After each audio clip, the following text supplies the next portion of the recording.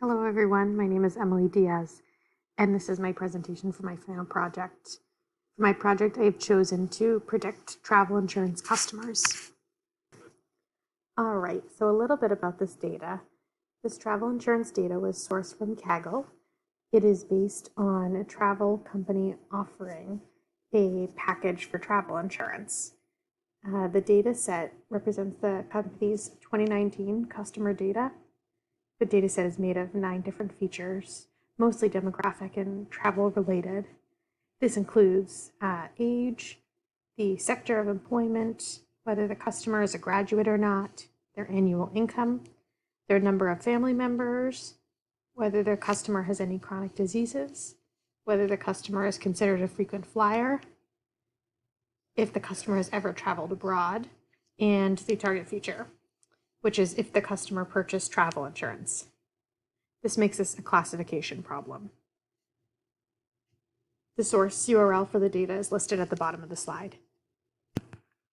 Okay, now I will discuss some business understanding for this project. The objective of this project was to develop a model that predicts if a person or set of people would purchase the travel insurance package offered by this company. The company goal is to eventually use this project to target advertisements to a likely customer base. In terms of measurements of success, I have chosen to focus on the kappa value for the models themselves. The kappa value accounts for randomness as a baseline, which general accuracy does not. The company stands to lose money based on false negatives and false positives predicted by the models, and I have assumed that these are equal losses for the purposes of this project.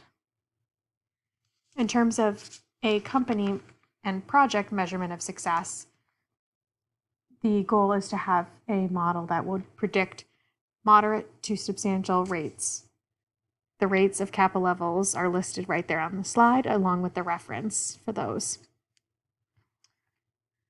Of note, the company intends to use this project post-COVID, according to Kaggle. So COVID is not considered a factor at this point in time for predicting customer trends. This is important to note given that this is a potential source of data mismatch in the future. In terms of data exploration and transformation, I have taken various steps. I first evaluated each feature individually and then compared these features with the target variable. This was to examine for any basic insights into customers purchasing or not purchasing the travel insurance. I also evaluated the distribution of the features.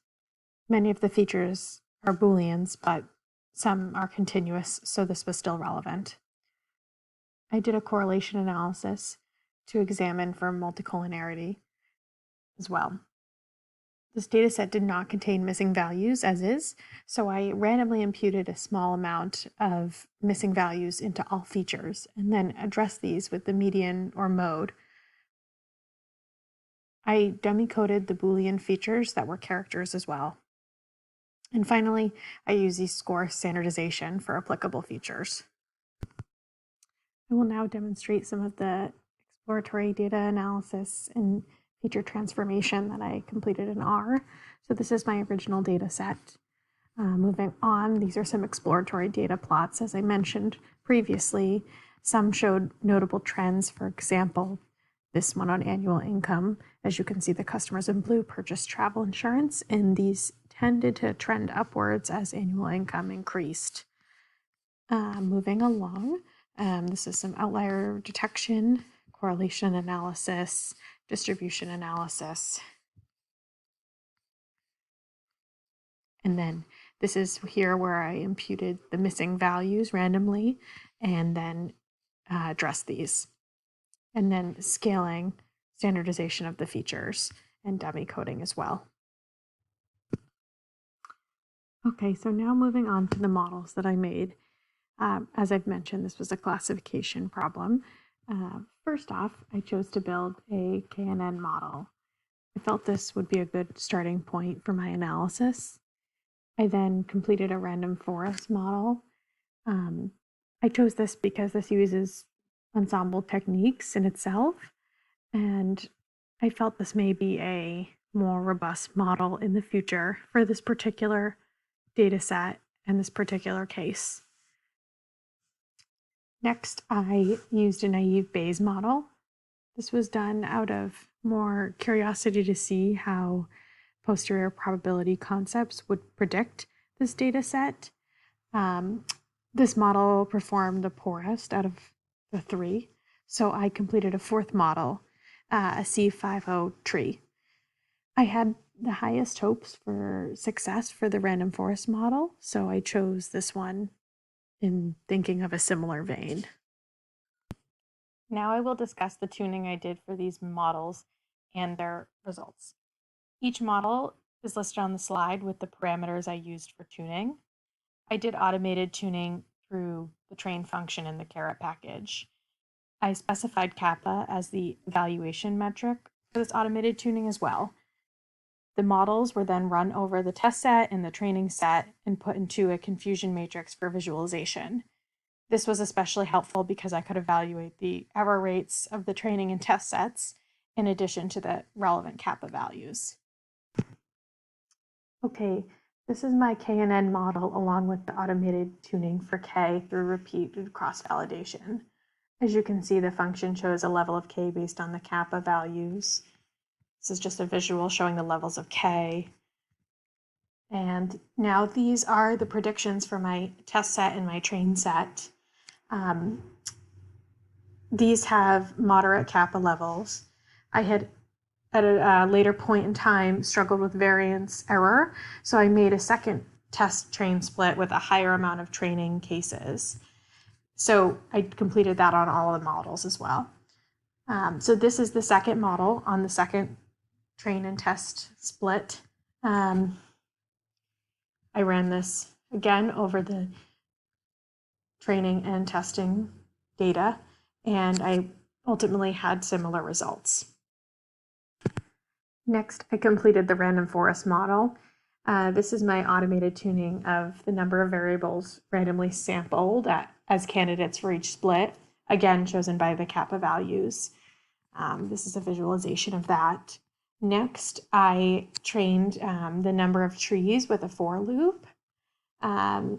This model was then used for predictions right here over, again, test and training set. This is where I saw some overfitting and adjusted the training and testing split. I then reran the model here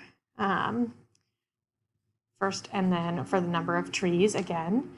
And I even actually saw a difference in the best number of trees to use right here. This one was actually 1,000, whereas the first model was not. Then I ran the test and train data again to make my predictions, and I saw a more even error rate between these two sets, and the kappa values were above 0.61, which is considered substantial. Next, I ran my naive Bayes model, which, as I've already noted, did not perform as well as the other models. This is my first instance tuning, examining use kernel here and a visualization of that. This is my second instance of tuning where I supplied numbers to try for these parameters. As you can see, the kappa values here are not as high. This is consistent with the predictions I made here of the test and training sets. The kappa numbers are lower and the accuracy numbers are lower as well. I didn't run this over the second data set as I chose to move forward with the C50 model. This is my final individual model here. As you can see, Caret actually tuned all the parameters in one instance here, which made this very easy. My kappa levels here were moderate at about 0.55 to 0.6 in my predictions. Though my training set had a slightly lower error rate than my test set, I then computed this over the second train test split for consistency, and I saw sort of similar rates of error here. Now I will discuss my ensemble model. This was also done through the Caret package. For this, I did not include the naive Bayes model, given its lower accuracy rates. First, I evaluated all three model types through Caret list, and this is visualized right here. Then I used the stacking method through Caret stack and random forest as the method here. This function allowed for automated tuning as well. So the kappa value here is right on the brink of the substantial level, which is similar to what my other models had as well. All right, so now I'm going to finish up with some parting thoughts here. I'm sure many of you felt this as well, but I found it to be hard work to get my models to perform well. I felt like I could have tinkered with the models and my data forever. I also learned that some models just aren't great for certain data sets. I knew this in theory, as all models cater to certain types of data and have certain weaknesses. However, I'm not sure I had actually seen this in practice before this project. I have also noted how data preparation requires very careful work for a successful project. Throughout my work on the project, I had to make some changes after some missteps in preparation that I only noticed once things weren't working as expected. So this proved to be very important. I hope you've enjoyed this presentation, and I look forward to reading your comments. Thanks.